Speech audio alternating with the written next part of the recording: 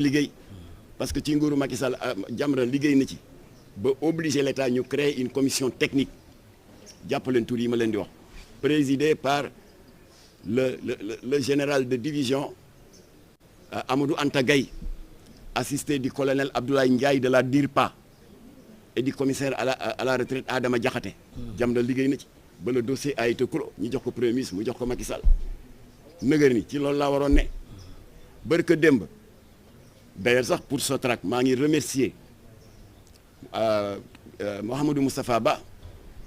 le ministre sortant des finances, en plus des 5 milliards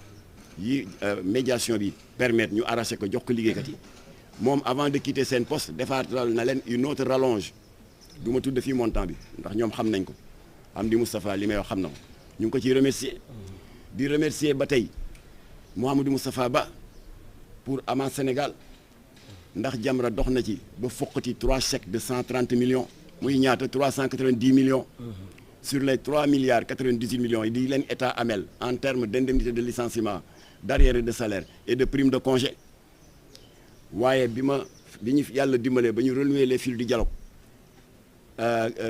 kii Mamadou Diop ak kii si bu front syndical bi Madani si wax na ma ne waa ji am na lu mu yokkaat jox leen ma ne comme ñun li ñu intéressé mooy puisque les fils du dialogue sont renoués et état nangu na ne moo tooñ na ngeen topp échéance yi rek ba ñu appuyer toute la dette moo tax maa ngi remercier Mouhamadou Moustapha Ba di remercier Birame Souleye Diop ndax à la demande des ex-contractuels de la Sénélec bind nañ ko lettre audience nee ko Jamra moo yore suñu dossier depuis 2015 on était 700 agents licenciés Jamra xeex na sous le magistère du directeur général Makhtar Cissé ba réintégré nañu 493 ki remplacé Makhtar Cissé ñëw ñu jëlaat 15 ba 700 yi 131 moo des ñu bëggoon nga recevoir Makhtar mooy suñu médiateur ñu ànd ak moom ñu def le point Birame Souleye Diop def lu rafet mais comme que dossier bi dafa urgent et il y a des urgences qui ne peuvent pas attendre mu daal di ñu boole avec un de ses proches collaborateurs je le remercie ñu di ko wax Ifra Ba c'est un expert financier il est également expert en droit social bërkaat yi démb maa nga woon foofa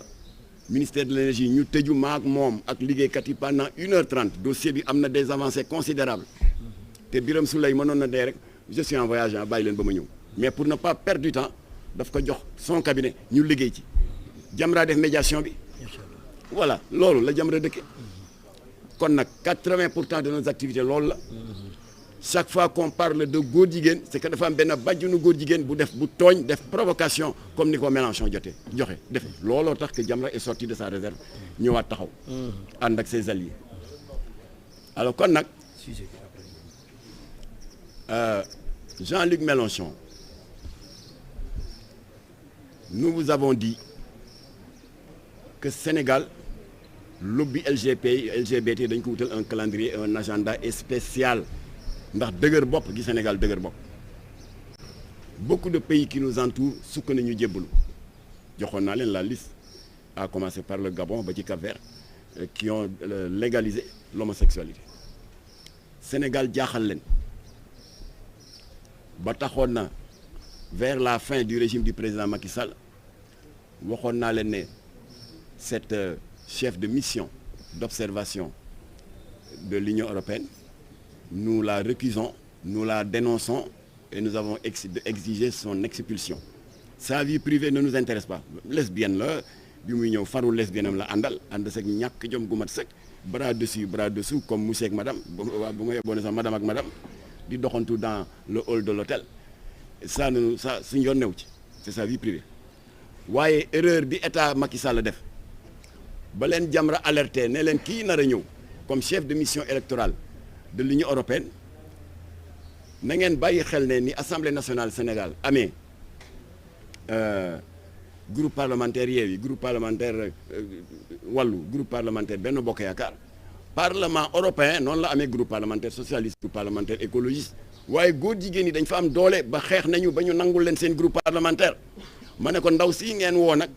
comme chef de mission d'observation électorale. Elle est vice-présidente de l'intergroupe LGBT du Parlement européen. def naa fii conférence de presse qui a fait beaucoup de bruit dans le pays le 12 février. agenda bi di continuer ndax ndaw si dafa ñëwoon xàllal yoon Charles Michel ñëw Jamra daal di alerté waat. nous n'avons pas dit encore une fois Modou Fall mën a tooñ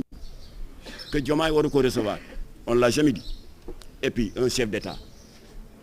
c'est impossible nga naan danaa wax ak kii du ma wax ak kii Diomaye mënul loolu il est obligé de parler à tout le monde dëmma yeeg nooxóor yeeg franc-maçon yeeg góor jigéen yi ñëpp lay waxal parce que ñun fa ñuy jegaane ji luy dundal réew mi les institutions de Bretton Woods Fonds monétaire international Banque mondiale ak tamit Union européenne la ñuy soxla foofu lañ koy mën a jegaane di fay salaire yi di jënd ay engrais di compenser nos déficits budgétaires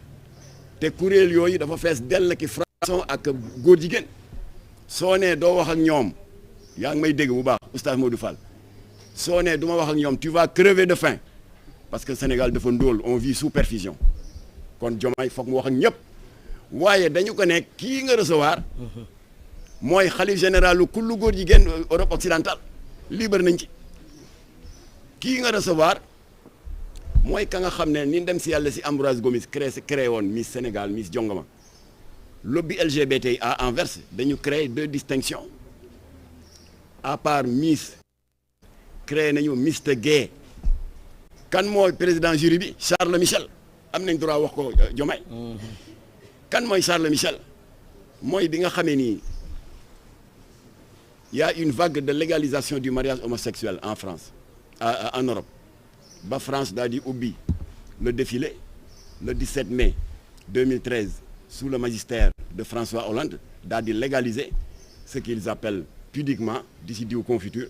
le mariage pour tous maanaam mariage góor jigéen bi ko France defee mais dafa am effet boule de neige Europe yëpp commencé di légaliser le mariage homosexuel léegi Xavier Bettel le premier du Luxembourg daal di ne alhamdulilah sama far wu góor bii nga xam ne ngoroli yàgg na muy l'architecte belge Gauthier Destené naa góorgóorlu daal ñu daganal diggante bi fan la ñu takkee sëy bi à la mairie du Grand-Duché de Luxembourg kan lañ ko ndeyale Charles Michel ngeen ne duñ ko wax bañaa wax alors ñu ne Diomaye kon recevoir ku la neex mais ñu ngi la yëgal ne kii nga recevoir mooy kii surtout léegi ñaar moo mën ne alerte la mu dégg ko ak nu mu ko mën a déggee mu sàggane ko ñun ñu xam ne suñu jaan wàcce na te bu ñu tëddee nous allons dormir tranquille alors kon nag yooyu yëpp jaar na fi mais bii li tax Jamra décidé ànd ak 8 organisations alliées xeex ak ñoom parce que rôle état bi la mais l' état ne le fait pas ñu ngi toog rek bàyyi lobby yi di dérouler seen agenda rek ba pare nous avons décidé def une tournée nationale def ko suñu xeexu bopp avec nos 8 alliés waaye yokku na j'ai d' autres listes defe naa egg nañ 15 parce que j'ai mis sur la page Facebook que la liste reste ouverte alors li waral ñu jël boobu décision am boobu détermination c'est parce que ki ñëwoon poser le 3e jalon di Jean-Luc Mélenchon en plus du fait mu bokk ci bàjjenu góor yu gën a siiw ci lobby LGBT en plus de ça kilifa la au niveau de la GOF le Grand Orient de France qui est la loge maçonnique la plus islamophobe d'Europe xale yi yéen na ngi fii mënuma leen nax ci dara xam ngeen ne la franc-maçonnerie est d'origine anglo-saxonne waaye ba ñu demee ba au début du XVIIIe siècle dafa am scission une branche dissidente daal di dem Europe de l'Est tasaaroo fa et parmi ces fractions mu am benn bu juddu bu tudd GOF le Grand Orient de France qui est né l'an 1776 waaye branche dissidente boobu comme que dafa bari ay góor jigéen ak ay communistes lan la ñu njëkk a def dañu jël la constitution originale de la franc-maçonnerie originelle jël préambule bi déglu leen bu baax ngeen xam kuy Mélenchon daal di effacer toute référence à Dieu et à l'immortalité de l'âme loolu la njëkk a def parce que franc-maçonnerie originelle balaa ñu daan ubbi seen i assises ak seen i travaux dañuy jàng ay aaya bu Injiil bu yonent Yàlla Iisaa maanaam les évangiles et la Bible waaye branche dissidente bi Mélenchon bokk mu di le Grand Orient de France ba scission amee dañuy jëlaat constitution bi tëggaat ko effacer si toute référence à Dieu et à l'immortalité de l'âme et en place de quoi ñu remplacer ko par le concept de la liberté de conscience absolue ñu ne leen waaw luy liberté de conscience absolue ils ont fait beaucoup d'interviews dans les médias daal ne waaw l'autre humain est quelqu'un de une créature magnifique dara waru koo tënk il doit pas être enchaîné par des dogmes philosophiques et religieux dañ ko war a bàyyi mu seet lu ko soob lu mu bëgg fu mu am goût bu bëggee tëdd góor mu tëdd góor bu bëggee tëdd jigéen bëgg tëdd jigéen mu tëdd jigéen alors mooy liberté de conscience absolue kon nag ñoom nëbbuñu leur volonté de créer une société sans Dieu le Grand Orient de France te jëfee nañu ko du ay waxi Jamra dem leen ngeen informé wu dans Google la presse européenne jëfee nañ ko de naka kan mooy bàkkoo l'interdiction du port du voile en France le Grand Orient de France bi Jean-Luc Mélenchon bokk ana yan franc-maçon ñoom ñooy bàkkoo la destruction de tous les minarets jàkk yi am France yëpp minaret c'est interdit parce que pour des raisons d'esthétique architecturale ñan ñoo koy bàkkoo kuréelu Jean-Luc Mélenchon du Grand Orient de France ñan ñooy bàkkoo la loi Simone Veil de 1975 qui légalise l'avortement yàq biir ñoom Jean-Luc Mélenchon bu Grand Orient de France ñan ñooy bàkkoo d'avoir tordu la main au président François Hollande ba le 17 mai 2013 ñu daal di légaliser le mariage homosexuel c'est le Grand Orient de Jean-Luc Mélenchon kooku la ñuy recevoir fii dans ce haut temple du savoir mu ñëw intoxiqué xale yi yàq seen xol wàññi seen iman tilimal seen tawxiid ngeen bëgg a Jamra noppi ñu noppi loolu waral nag ñoom bañ ko recevoir ku wax feeñ dans ce temple du savoir di université ñu ngi ko créé en 1959 ñaata kàngam ñoo fi jaar université formaté leen ñu nekk de brillants esprits ci wàllu politique ci wàllu économie ci wàllu culture wàllu médecine Léopold Sédar Senghor fii la jaar Maître Lamine Gueye jaar na fi Cheikh Anta Diop jaar na fi Mamadou Dia fii la jaar ndem si yàlla si Omar Blondin Diop kenn mënu leen compter ba ñu jeex des éminences grises yoo xam ne université bi moo leen tabb un temple du savoir nga xam ne lan mooy vocation mooy ubbi dënnu étudiants yi jëmbat ci ay xam-xam ak jikko yu baax looloo tax université jóg Jean-Luc Mélenchon ñëw nag ak mbalitam tiim xale yi di ko déglu mu daal di dérouler sans vergogne un prosélytisme malsain ponctué d'une propagande ouverte en faveur de l'idéologie LGBT renforcée par une apologie ouverte de l'homosexualité te wax na ko ci kàddoom fa gën a dënn bi ci waxin daal di ne j'ai été le premier législateur maanaam le premier député français à avoir déposé un texte de loi allant dans le sens de la légalisation du mariage homosexuel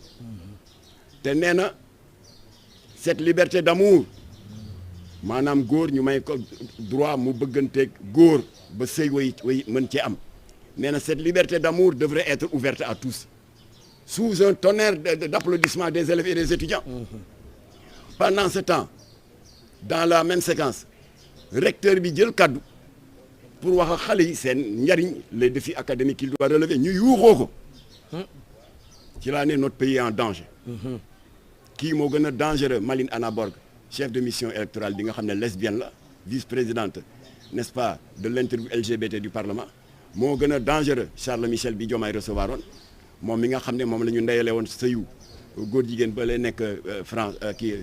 Luxembourg Xavier Bettel moo leen gën a dangereux fuuf ndax dafa bokk ci ñi nga xam ne c'est le théoricien de la construction d'une société sans Dieu